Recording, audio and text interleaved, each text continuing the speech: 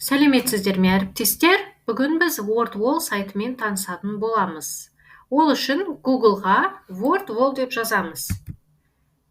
Орысша әріптермен жаза берсеңіздер болады. WordWall.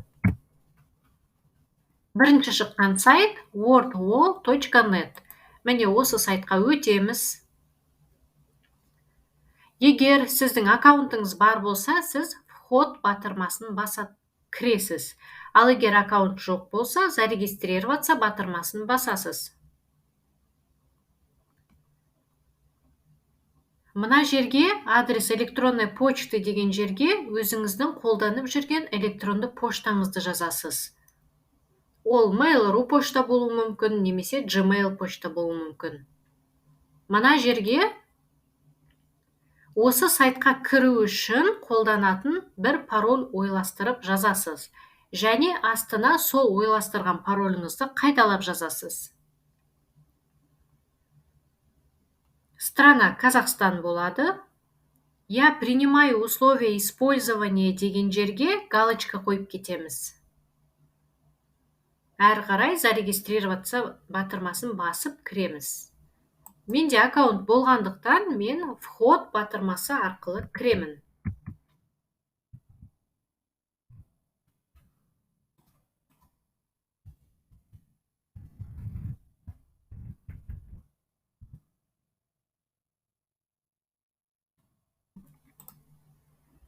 Бұл видеода біз WordWall сайтының жалпы интерфейсімен танысатын боламыз.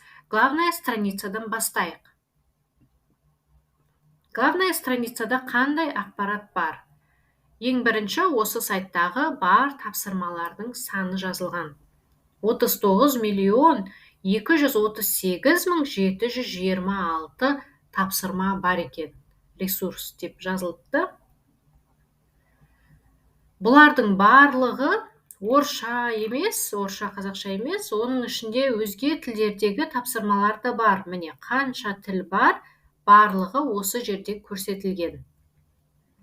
Неміс тілі бар, испан тілі, француз тілі, хорватский, түркше, орыс тілі, қытай тіліне дейін бар екен. Сондықтан тапсырмалар саны өте көп. Тағы не бар екен? Шаблон түрлері бар, және оларға мысалдар келтірілген. Мысалы, сопоставить шаблоны. Оның осындай түрлендірілген форматтары бар екен. Викторина шаблонын ашып қарайық. Міне викторина құратын болсаңыздар, осындай әртүрлі етіп, суреттерді пайдалана отырып, викториналық тест сұрақтарын құрасаңыздар болады. Немесе осы жерден дайын тапсырманы алып пайдалануға да болады екен.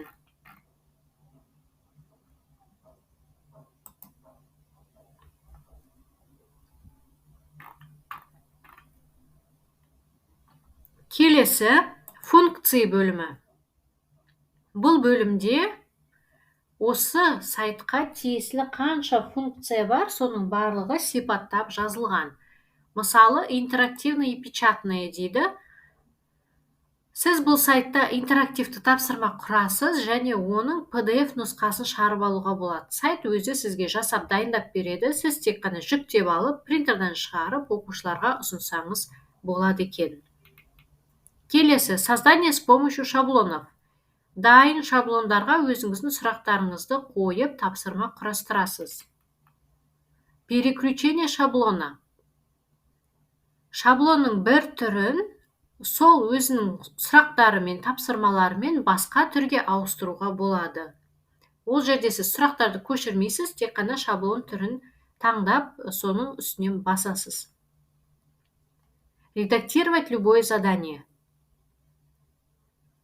Сіз өзіңіздің аккаунтыңыздағы кез келген тапсырманы өңдеп, өзгертіп, басқаша жасай аласыз.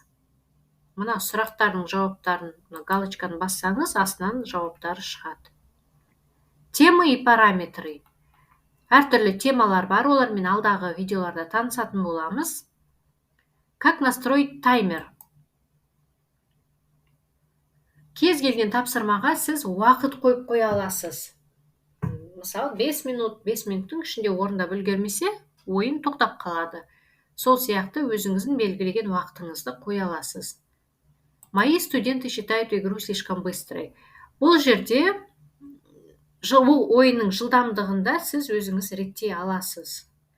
Есть ли у вас тема, которая хороша для детского сада? Дейді. Иә, кішкентай балаларға арналған шаблондар да бар.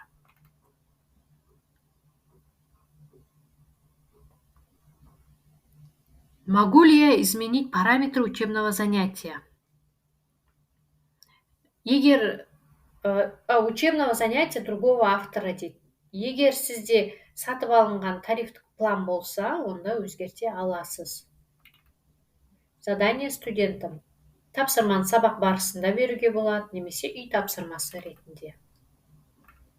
Поделиться с учителями. Енді тек қана учителями емес, оқушылармен де бөлісе аласыз. Екі жол бар. Ол сілтеме арқылы біріншісі, екіншісі QR код арқылы. QR кодты сіз қағазға шығарып алып барсаңыз да болады. Оқушының алдына қойып қойсаңыз, оқушы өзінің телефонымен сканерлеп тапсырмаға өтеді. Встраивание на веб-сайт.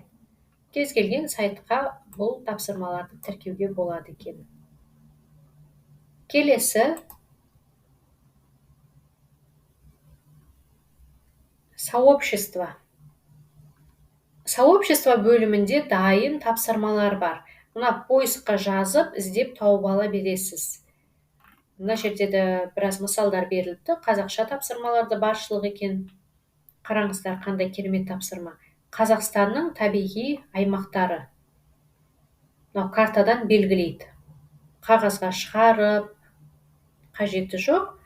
Сілтеме берсеңіз болды, оқушы орындап шығады. Ашып көрейік.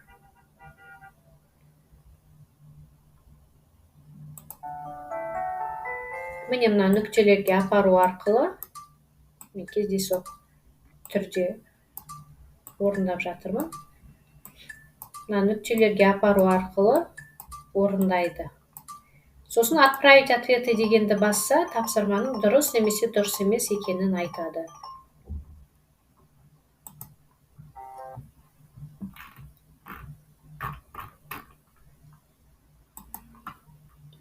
Тапсырманы іздесеңіз, мына жерге мына лупаның жанындағы жерге жазасыз. Өзіңізге керек тапсырманың кілт сөзін жазасыз. Мысалы, өсімдіктер дейік. Міне өсімдіктерге қатысты тапсырмалар шықты.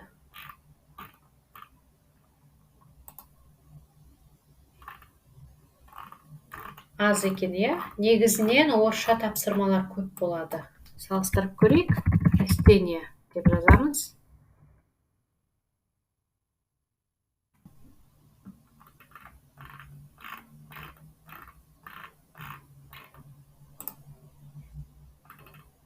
Міне өсімдіктер әлде қайда көп орысша.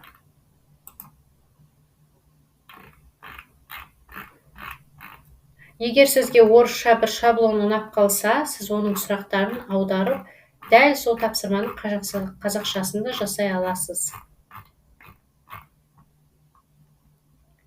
Міне бұл сообщество іздеген тапсырмаңызды осы жерден табасыз. Бірақ осы жерде айта кететін жайт, қандай да тапсырманы алсаңыз, оны ең бірінші өзіңіз басынан аяғына дейін ойнап, жазуларға мән беріп тексеріп алыңыз. Өйткені бұл тапсырмаларды да сіз бен біз сияқты мұғалімдер құрған, адамдар құрған, сондықтан қате кетіп қалуы мүмкін. Тапсырманың ішіндегі сөздерде қате болуы мүмкін. Немесе тапсырманың дұрыс жауабы дұрыс көрсетілмеуі мүмкін, қате жауапты дұрыс деуі мүмкін. Сол себепті тапсырманы міндетті түрде мұғалім тексеріп алуы қажет. Егер сіз біреудің тапсырмасын алып жатсаңыз. Келесі мои занятия. Ең ауқымды бөлім, ең көп қолданылатын бөлім, өйткені сіздің өзіңіздің жасаған тапсырмаларыңыздың барлығы осы бөлімде сақталып тұрады. Мына менің ертеректе жасаған папкаларым, тапсырмаларым. Бұл жерде жаңа папканы қалай ашамыз? Міне новая папка деген батырманы басамыз, новая папкаға атау береміз. Новая папка деп жаза салайын. Міне новая папка деген папка ашылды. Енді тапсырманы құрған кезде Тапсырма міндетті түрде мои занятияда сақталады. Мои занятияда сақталады. Сіз тіпті мына папканы ашып қойып, создать задание деп жасасаңыз да, ол мына жерге түспейді. Ол мои занятияда тұрады, жаңа тапсырма. Оны папкаға салу үшін ең бірінші папка ашып аласыз. Міне біз аштық. Сосын тапсырманы көшіресіз. Тапсырманы қалай көшіреміз? Мына астында 4 бұрыштың ішінде 3 нүкте бар. 3 нүкте. 3 нүктенің үстіне басамыз. Переместить деген батырманы тауып аламыз. Переместить деген кезде барлық осы сайттағы папкалардың тізімі шығады. Сіз өзіңізге керек папканың үстінен басасыз. Міне новая папкаға бір тапсырма келіп түсті. Осылайша көшіресіз. Ал егер бұл папкадан қайта шығару керек болса, тағы да 3 нүктені басамыз. Переместить дейміз. Және мои занятия деген бөлімді басамыз. Міне ол тапсырма орнына қайтадан келді. Егер сіз тапсырманы өшіріп алсаңыз, абайсызда, немесе өшіріп тастаған тапсырмаңыз сізге қайта керек болып қалып жатса, оны корзинаның ішінен тауып алуға болады. Міне, корзинаның ішінде ертеректе өшірілген папкалар, тапсырмалар тұр. Сол өзіңізге керек тапсырманы тауып аласыз да, сол тапсырманың астындағы мына дөңгелек бағдаршаны басасыз. Сол кезде ол корзинадан автоматты түрде шығып кетеді. Міне, детский задание шықты корзинадан. Оны қайта өшіріп тастау үшін 3 нүктені басып, удалить десеңіз, ол қайтадан корзинаға барып орналасады. Міне, корзинаға келді. Импорт ПК бізге қажет емес. Сосын мынау мои занятиядағы папкалар мен тапсырмалардың көлемін үлкейтіп, кішірейтетін батырма бар. Міне мына екеуі. Үлкейтетін, кішірейтетін. Мына екеуі. Келесі, мои результаты. Бұл жерге сіз өзіңіз ойын ойнап, тапсырма ойынды ойнап, аты жөніңізді енгізіп, таблица лидеров өтетін болсаңыз, оның барлығы осы жерде көрініс табады.